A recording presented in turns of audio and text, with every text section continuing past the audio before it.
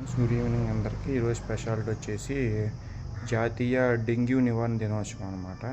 So dengue means aedes aegypti, sometimes called Egyptian or yellow mosquito, fever mosquito సంబంధించింది అనమాట ఈ dengue.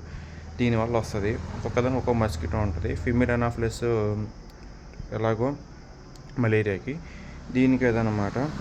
ఇది spreads like diseases dengue fever, yellow fever, malaria, chikungunya. The mosquito can be recognised by black and white markings on its legs and marking in the form of the array of the upper surface of the strokes. అంటే దీనివల్ల మనకి వస్తుంది అనమాట dengue. Dengue లక్షణాలు మనకు తెలిసిందే, నాకు ముందు వచ్చినాయి కాబట్టి నాకు తెలుసు. డెంగ్యూ లక్షణాలు వచ్చేసి ప్లేట్లెట్స్ పడిపోతాయి అనమాట. Platelets with red platelets, white blood cells ఉంటాయి కదా. ప్లేట్లెట్స్, రెడ్ ప్లేట్లెట్స్ పడిపోతాయి. వైట్ బ్లడ్ సెల్స్ వేరు అండ్ రెడ్ బ్లడ్ సెల్స్ వేరు, అండ్ ప్లేట్లెట్స్ వేరు. ప్లేట్లెట్స్ కౌంట్ పడిపోయిందంటే మనకు నీరసం వచ్చింది, అన్నీ ఉంటాయి అన్నమాట. ఎక్కువ డెంగ్యూ వచ్చినప్పుడు ఫీవర్ భయంకరంగా వచ్చింది, ఒళ్ళు నొప్పులు వస్తాయి.